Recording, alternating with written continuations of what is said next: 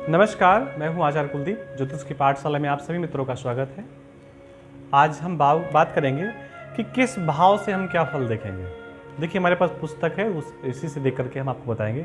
पुस्तक मतलब कॉपी जो हैंड रिटन है, क्योंकि बार बार आंखें नीचे होंगी ऊपर होंगी, तो आप कह सकते हैं कि आप तो देख करके बता रहे हैं। उसके पहले समझने का प्रयास करते हैं। जन्म कुंडली है। जन्म कुंडली के प्रत्येक भाव का कुछ न कुछ नाम है। जैसे पहले भाव को तनु कहते हैं। तनु का मतलब होता है शरीर।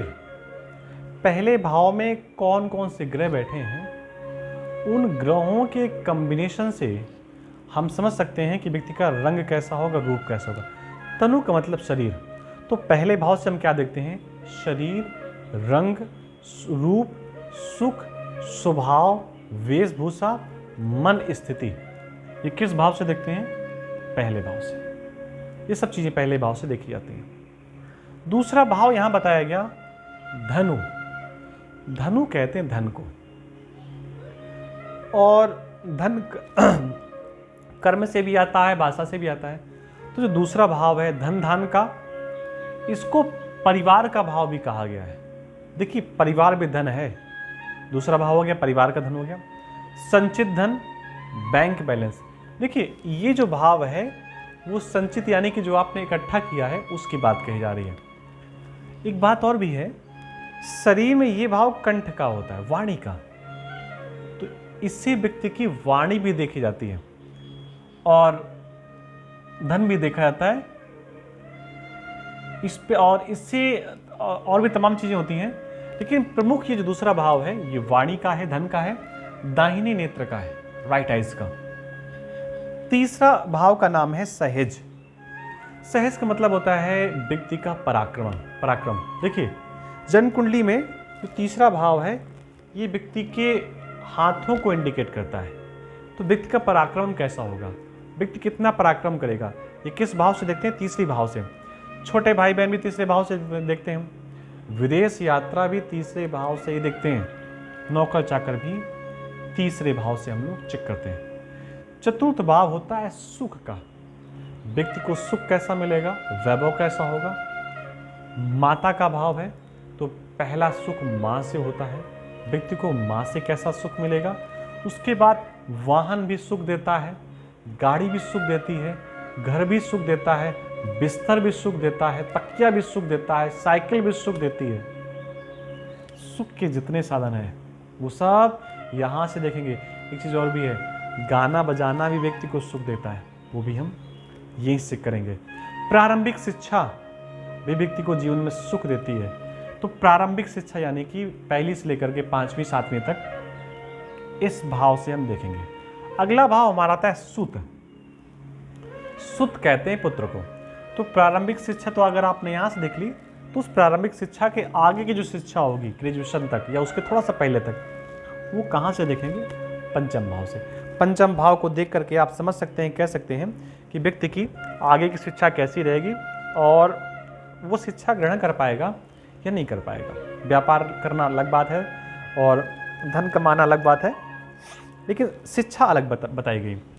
तो 5वां भाव सुत का बताया गया, पुत्र का भी बताया गया। 5वां भाव उच्च शिक्षा, बुद्ध और जनता का धन। देखिए, ये इकट्ठा वो धन था, ये जनता का धन है। पुत्र को भी धन कहा गया, रत्न कहा गया। तो इस भाव से भी धन को हम देखते हैं। आगे हमारा आता है 6वां भाव, जिस भाव का नाम है रिपु। रिपु का मतलब होता है शत्रु। इस भाव से हम शत्रुओं को देखते हैं। शत्रुओं से विजय पाना बड़ी बात है, यानी कि ये भाव कंपटीशन का भी भाव है। व्यक्ति कंपटीशन में कितना आगे जाएगा वो किस भाव से देखते हैं हम लोग? ये हम लोग 6वें भाव से देखते हैं। कंपटीशन में क्या आता है? शिक्षा भी आती है, व्यापार भी आता है, रोग भी आता है।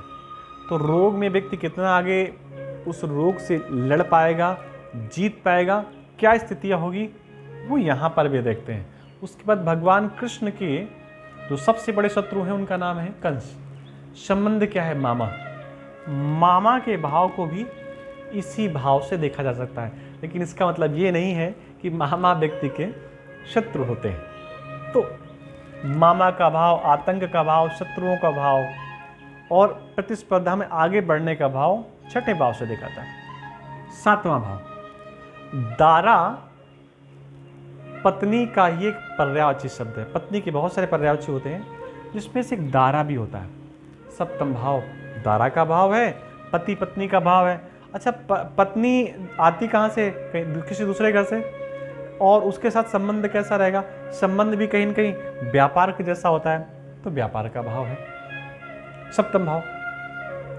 और धन का भी भाव है, क्योंकि पत्नी को भी कुछ लोग धन्या धान्या बोलते हैं, तो ये भाव भी धन का भाव है। रंध्र, ये मृत्यु का भाव है। लेकिन व्यक्ति जब शारीरिक रूप से मर जाता है तब उसे परमात्मा की प्राप्ति होती है, परमात्मा की खोज होती है, यानी कि रिसर्च का भी भाव है। ये गड्ढे का भाव है, आयु का भाव है। दुर्घटना, आकस्मिक दुर्घटना, ये सब इसी भाव से देखा जाता है। दरिद्रता भी इसी भाव से देखी जाती है। और मृत्यु के बाद व्यक्ति यात्रा करता है, यात्रा का भी यही छठवां भाव है। आगे बात करते धर्म। नौवां भाव है, धर्म का भाव है। पिता को धर्म का स्वरूप माना जाता है, पिता का भाव है। भाग्य का भाव है। पति, ये पत्नी है तो पत्नी के भाई का भाव है। भाई आपका भाव, आपके भाई यहाँ पे थे तो पत्नी के भाई का भाव ये वाला है। और माता पिता का भी भाव है। माता का भाव यहाँ से था, पिता का भाव यहाँ से। उसके बाद कर्म, आप कितना कर्म करेंगे, कितना काम करेंगे, कौन सा काम करेंगे, व्यापार में कितनी तरक्की होगी, कितनी मेहनत आप कर लेंगे, ये इस भाव का भाव है।